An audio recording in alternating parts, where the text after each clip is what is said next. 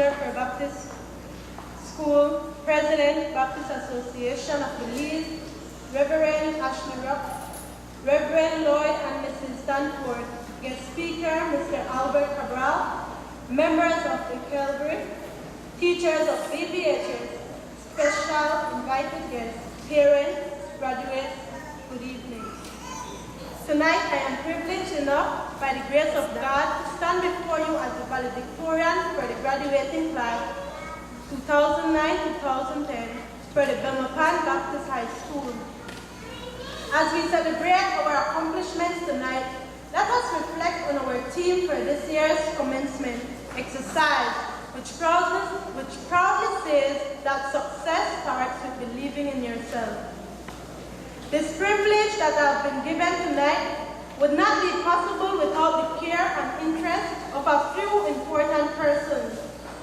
It is a joy to be able to acknowledge all those who have an inspiration to me through my 4 years here at Baptist High. Firstly, I would like to thank my mother, Mrs. Leonie Gillam, who has always made it her duty not only to be my mother, but also my father, counselor, and friend. If no one else had the strength to put up with me, she did. Without a shadow of a doubt, I know at times my mother would ask God for strength needed to carry on with me each day. Still, she has never given up. Through thick and thin, she stayed by my side, and even at times when I feel like giving up, she opened my eyes and made me realize that there is still hope. I must say a big thank you to those who have been a great support to me, like Miss Nancy Foster and Mr. Robert Mazar, and all the others who have supported me through my 4 years, one way or another. It is my pleasure to say that your support has been highly appreciated. I also need to thank my teachers and fellow classmates for their constant support and words of encouragement which helped me and played a great role in my years of studies. I must say that all of my fellow graduates hold a special place in my heart. Alexia, also known as the walking iPad, would be in class singing more than she would be writing, and we would have to put on the face to show her that we are tired of her singing. But we always enjoyed her melodious singing because sometimes in class we would really feel bored and tired of work, and she would come right out of the blues and start entertaining. This is just one of my memories that will never be forgotten. There is a saying that goes, character is much easier kept than recovered, and that is true. Mrs. Gordon and Mrs. Martinez are two teachers in a million. They have helped me by spending quality time when I needed help in my studies and would stop me when I would not be doing things the right way. Also, they would let me know when I need to buckle up, and not only academically, but in different areas of my life. My pastors have been my constant reminder that I needed to place God as my number one in order to reach my accomplishments, and I have seen all this come true. Because I have tried my best in placing God first, despite of failing Him at times. Indeed, I have seen God work in mysterious ways. He has opened doors which He wanted open, and closed doors in my life which He knew needed to be closed. Through all this, I had to have great determination and a set mind which knew what I wanted to accomplish by the end of my 4 years and even in my future to come. From the time I entered the doors of Belmopan Baptist High, I made sure that every night I knelt down to pray. I sent up in prayer 2 Timothy chapter 2, verse 15. Study to show thyself approved unto God, a workman needed not to be ashamed, but rightly dividing the word of truth. Tonight I am able to testify and say that God has done exactly as He has promised. But I had to believe and study to be of great success by His grace. Trying to reach for the highest is never an easy task, especially when others try to bring you down. But when you place God first, all else will fall into place, and you will make it up the ladder of success. We shouldn't be discouraged because of our past, but we should move on in life for the better and make something of ourselves.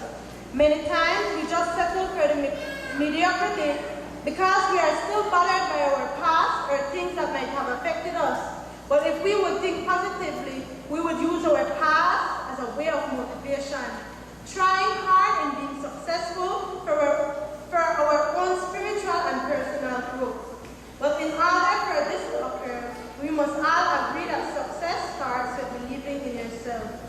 As a generation who now finds itself a guest for several Earth's extinction, it has become increasingly important for us as an audience here tonight to continue to echo the cries of our sisters and brothers who have lost as a result of violence. Now more than ever, we as a people need to motivate our own believing in a future that is hopeful and promising. We must nourish and uplift our youth, reinforcing the determination necessary for them to fulfill their dreams and goals in this life. To think about goals and dreams brings to mind my experience as a student with soft times in my life, with many late nights and even times when I felt weary. But there was always that inner drive coming all the way from the depths of my soul, pushing me and guiding me. When I now think of this guiding force, I can't help but think about our Vice Principal, Mr. Duncan Neal, who has always said that the best way to kill time is to work it to death. And this stayed with me so that whenever I would be sitting in class and just wasting time, I distinctly hear Mr. Neal's voice in my head, just like a reporter saying his favorite phrase. Immediately I would try to find something to do, or I should say, find anything that would make me feel as if though I was working time to its death. To my fellow class and my fellow graduates, as we come to the end of our years together, I must admit that we sure did have memorable times. Whether it was learning, having fun, sad moments, and even times when we disagreed on things. Indeed, life affords no great responsibility, no greater privilege than the raising of the next generation, which is us. We should keep our heads high and aim only for the best. Just remember that every individual has a place to fill in the world, and you all are important, whether you may feel so or not. With God, all things are possible, and we need to give Him thanks for His constant support and unconditional love. May you all have a safe and prosperous future as we now embark on different paths. You have all been an inspiration in my life, and it is my wish tonight that you will continue to inspire wherever you may go. God bless you. I love you all and will cherish our time shared. Good night. Thank you.